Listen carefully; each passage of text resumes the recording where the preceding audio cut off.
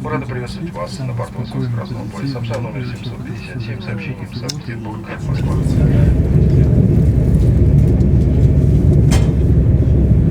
Ladies and gentlemen, the train is arriving at Hero City, Moscow, Leningradsky railway station.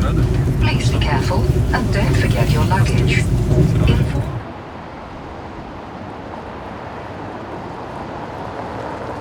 Все, что меня связывает с Москвой, это театр, кино и прочая творческая деятельность. Моя подруга нынче значится в числе простых гражданских лиц. А на воле хорошо. А папа с мамой, слава Богу, еще. И любимая сестренка, как ее. Да? Аленка! На перроне вся подруга подойдет. У меня 2 срока с промежутком в 4 года. То есть первый срок у меня был 4,5 года, я его весь отбыла. А второй срок уже на строгом режиме. Мне дали тогда 12 лет. И 6,5 я отсидела и ушла по УДО.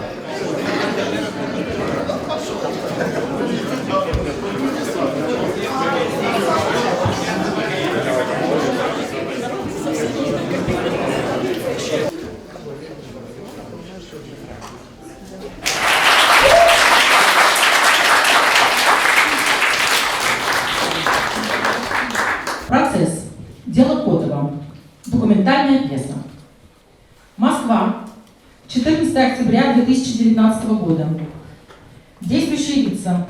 Судья, прокурор, адвокаты, обвиняемый, свидетель, журналист, судебный пристав. Акт 1. Единственный. Действие 1. Единственное. В зале были все, кто поддерживает Константина Котова, вот, который, как знаете, наверное, слышали, что сидит за мирные пикеты, человеку не дают права голоса, не дают права на свое мнение. И эта читка посвящалась пьеса реально с документов суда. Вот, были те, кто присутствовал на суде, журналисты, вообще тех политзаключенных, которых за мирные пикеты у нас повадились сажать. Вот, придумали статью и давай крестить. Был инициатором, автором заявления в Конституционный суд, я был просто шокирован, потому что судья, рассматривавший дело Котова в первой инстанции, явно не был даже ознакомлен с постановлением Конституционного суда. Теперь даже оправдательный приговор не будет справедливым решением, потому что человек уже 2 месяца находится под стражей. Ему никто эти 2 месяца не вернет. Спасибо. Прошу вас, покиньте зал. На каком основании? У вас камера. Нет. Я сзади был, я видел все. Человек ведет видеосъемку. Ваша честь, человек ведет видеосъемку, либо фотографирует. Гражданка. Покиньте, пожалуйста, зал. Вы говорите неправду. Ваша честь, осмотрите мой телефон. Будьте добры, покиньте зал. Всех товарищей не пересажаете. Дурак. Всего доброго. Вот вы действительно считаете возможным человека только за то, что он придерживается каких-то там взглядов, которые вам кажутся неправильными, посадить на 4 года? На 4 года, Ваша честь! Что же касательно суровости назначенного наказания, то, Ваша честь, наказание в виде 4 лет лишения свободы с отбыванием наказания в исправительной колонии общего режима полностью отвечает принципам справедливости и соразмерности содеянного. Виновным я себя не признаю. Я выходил на улицу, требуя соблюдения Конституции Российской Федерации. Понимая, что театр мне не приносит денег, совершенно кино очень редко, да, но я еще в кино снимаюсь, и это очень редко, и на это жить практически невозможно, как я живу сейчас. Ну, спасибо, что у меня такие люди окружают рядом, да, друзья там. Я научилась в интернете сама делать кукол, светильники, ночники, цветы там, и вот стала продавать их. И на это вот я сейчас существую в Москве, продав этих кукол, я бегаю по Москве и что-то даю какие-то бесплатные интервью, что-то делаю бесплатно, да, проект какой-то, репетиции бесплатные совершенно. Ну, сегодня день памяти Бориса Немцова, 5 лет, как 5, да? Лена, 5 лет, да, как Бориса нет? 5 лет, да. Вот как убили на этом мосту, в этом месте Бориса Немцова. Люди собираются почтить память. Прекрасный человек, прекрасная политика, оппозиционера. Вот и мы пришли. Думаю, ладно, чтобы за моей спиной не говорили, что мне 12 лет дали за то, что я ребенка убил, там где-то ходили такие слухи, или там, что я 5 завалила. Думаю, а расскажу-ка я сама о себе, и уже трава не расти. Есть спектакль, на который приходят и понимают, вот, за что отбывала Клещева. Никого она не убила в своей жизни. А потом, когда я увидела обратную связь от зрителя, слезы, радость за меня какую-то, вот тогда я поняла, для чего это я здесь, в этом театре, для чего мой спектакль существует. Марина, мы на вас равняемся. И все, ты уже не имеешь права. Потому что тебе пишут зрители, твои поклонники, и люди, и действительно люди кино, которые говорят, Марина, я уже собралась впадать в депрессию, читаю тебя, и прямо и жить захотелось опять. Вот, и ищу уже выход из этой ситуации. Ну, то есть это театр лечит души, поэтому спектакль мой именно о том и для того. Ну вот это такой частный сектор, мы приезжаем, заходим в дом, сидит мама, мы достаем водку, а в углу так лежит на каком диванчике, ну отчим, да, ну последняя недвижимость в доме. Бухаем, смотрю, все заканчивается, а молодые играют же, надо куда-то еще. И вот они на меня, и нахуй отсюда. Ну вот насколько меня хватило. И смотрю по этому коридорчику, проходит сначала ковер, потом хрусталь, потом еще что-то. И в общем последнее, что там волокли, это такая 20-литровая бутыль браги. Я выхожу и говорю, вы охуели, мы браги? Меня забирают. В результате мне дают 4,5 года. Но я уже много лет в таком спокойном состоянии, что мне не хочется никого ударить. Вот, и меня, ну, все обнимаемся, целуемся, мы очень любим друг друга, все как-то, ну.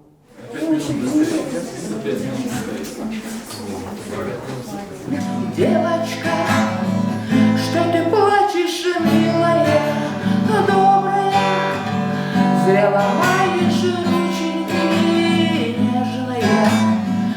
Разве ты не видела никогда на руках наручники?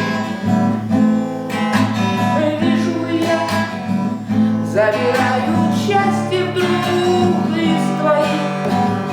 Нет, ты прекрасный круг, вижу я, вся трепещешь и дрожишь, а конвой отвернулся и молчит.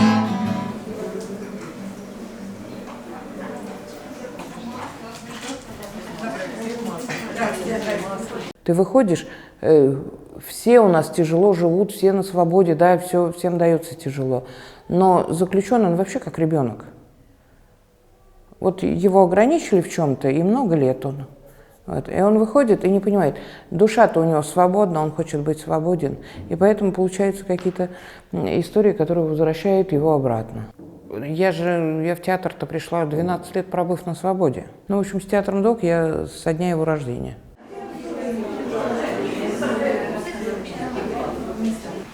Сегодня вы увидите спектакль, читку пьесы «Моя война», пьеса Аллы Тереховой, режиссер Марина Клещева.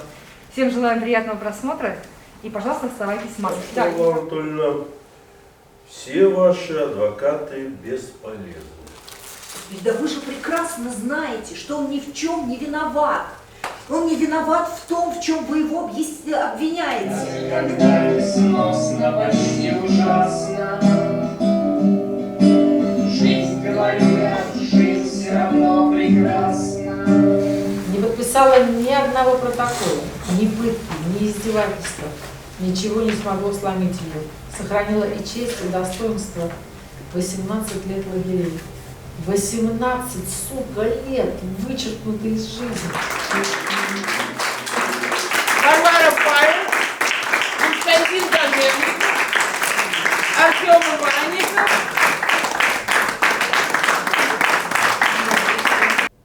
Я могу больше говорить о женщинах, потому что женщина чаще хочет, стремится жить и, просто не знает путей, не знает.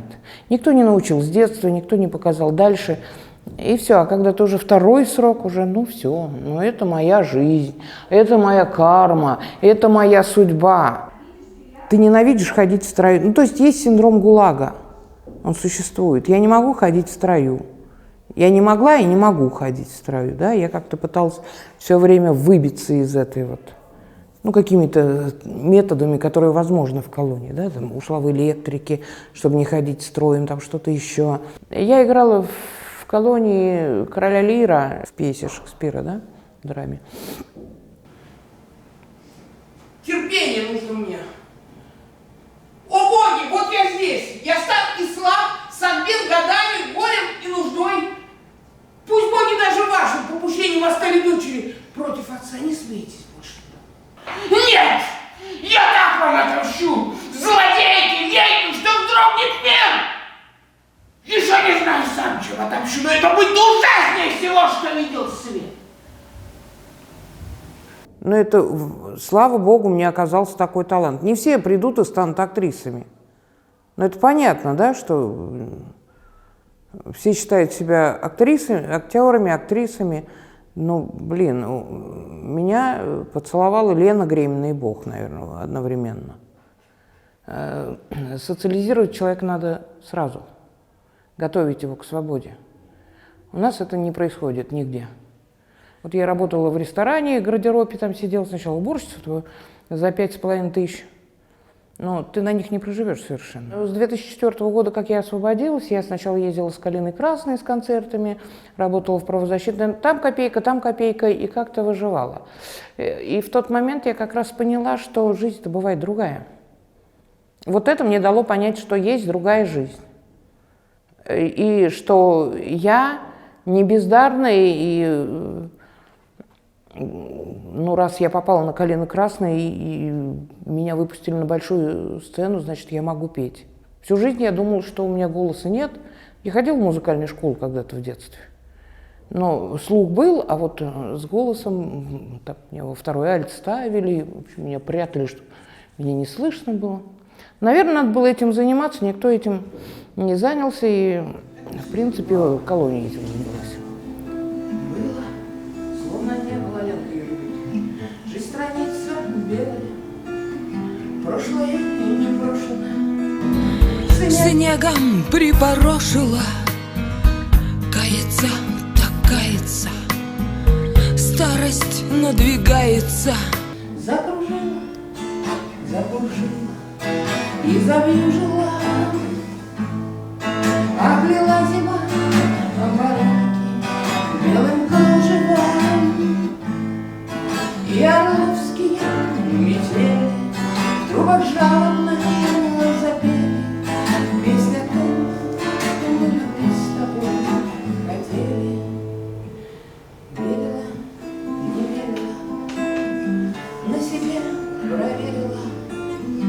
Хочется, не хочется, рок худой волочится, слюбится и стерпится, Господом измерится, вдвое приумножится и на крест положится. Закружи, забужу.